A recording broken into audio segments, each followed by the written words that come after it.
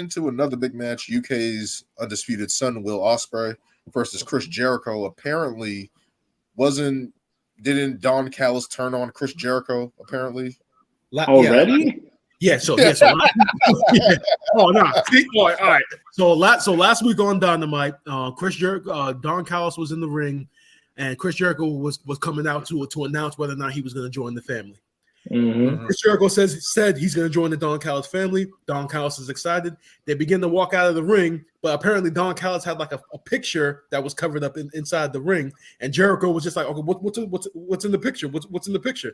Takes the cover off. It's a picture of Don Calis holding a mannequin head of Chris Jericho. Because I think he thought that Jericho was gonna say no.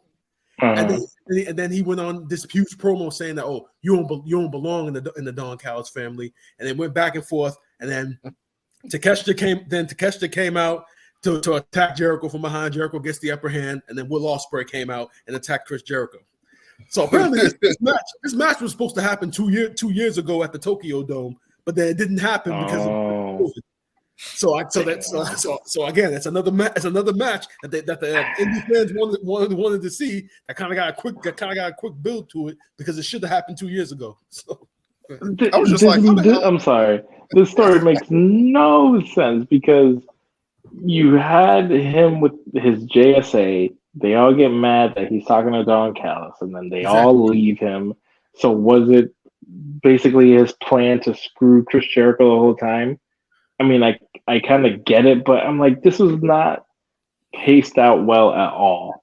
It's just like, boom, they're mad. Boom, they leave him. Boom, okay, I'm going to join. Boom, all right. Yeah, you were never going to join. Now we're just going to beat the shit out of you. It's just like, that's literally a month. Even though he said he was joining. That just doesn't make any sense to me. It's funny. In the promo that Don Calis cut, he even said, Chris, I've known you for years. I know you're your ego, you're this and that. My whole thing is, if you knew all that, what the fuck did you ask him in the first place? Yeah, and he cut that promo. He's just like, we've known each other this long. You know, we work great together. You know, we could create magic. We can blah, blah, blah. I'm like, so all this just to be like, nah. Boom, here's the match. Yeah, that's exactly what it came off as. Unless maybe we're not looking into it deep enough, because you already know. I don't want to look into it deep enough. Don Calis right now is a crutch in this company right now. They had him be that with Kenny Omega. Now it's with Chris Jericho, and now he's randomly with Will Ospreay. And it's like, but he was with Kenny for a while though. It's not like the Kenny thing was. I'm just like, I'm fine with that, but it's just like they had him playing this whole foil to Kenny Omega. Now he's playing this foil to Chris Jericho, who was just battling him. Like, yeah, the whole jump to Chris Jericho made no sense. That's why I'm like, this thing just blew up way too fast. And so now Chris Jericho's a babyface. After throwing fire in everybody's faces and calling himself a wizard. But he's Chris Jericho. He can get away with that. Because he always reinvents himself anyway. So when he switches from heel to face, it's just like, okay, it's cool.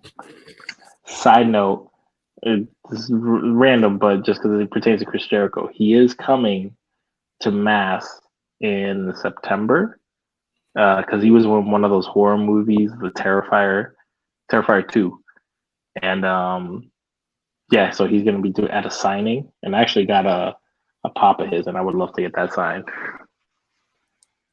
Chris Jericho, September, Boston.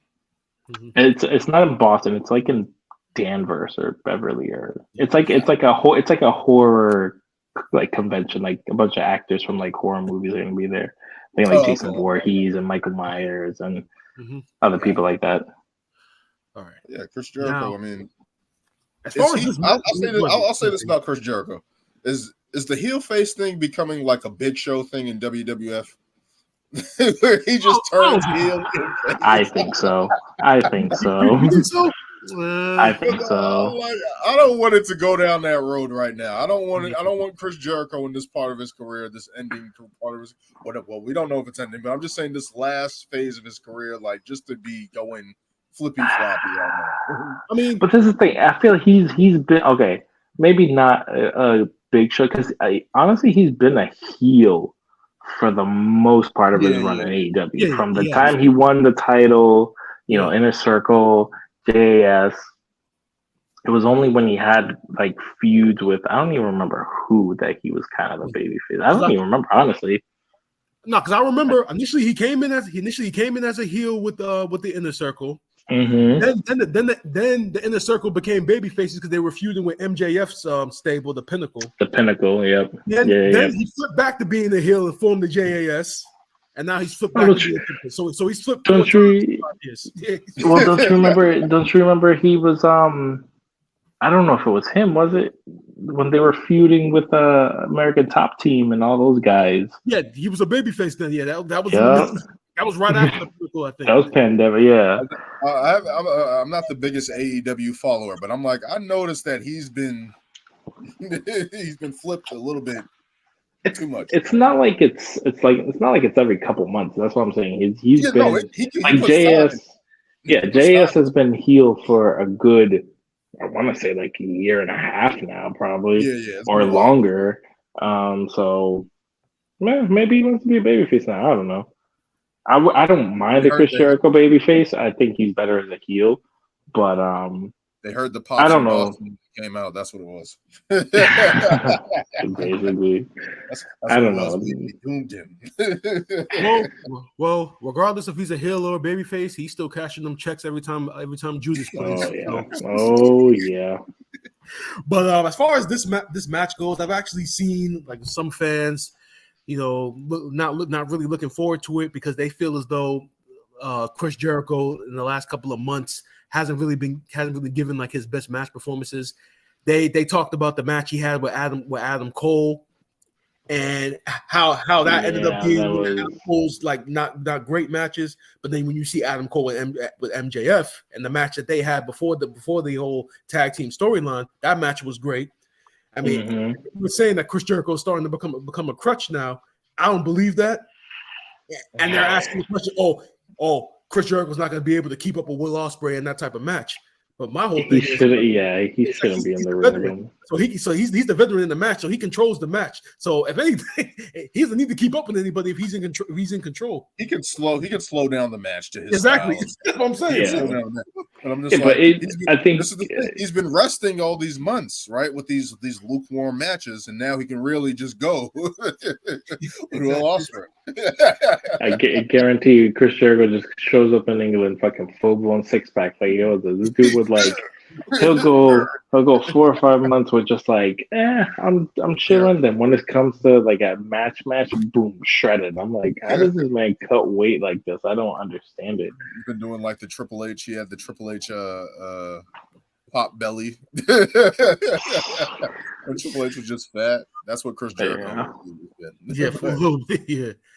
But but I definitely think this is probably just going to be a match for Will to show out in front of his country. They're probably just going to have Ospreay just beat Jericho. How they want to continue this story with Don Calis. I don't know how, but it makes no sense because he has no group. So it's what's Chris Jericho against everybody. Yeah, pretty much. Into the family. He beats him into the family. That's pretty much what it is. Or they do the thing that he did to that MJF did to him, make him face everybody, all these obstacles. MJF done that a couple of times, but yeah. Yeah, to Wardlow. Yeah, but it's gonna be a good match though. We'll see. Let's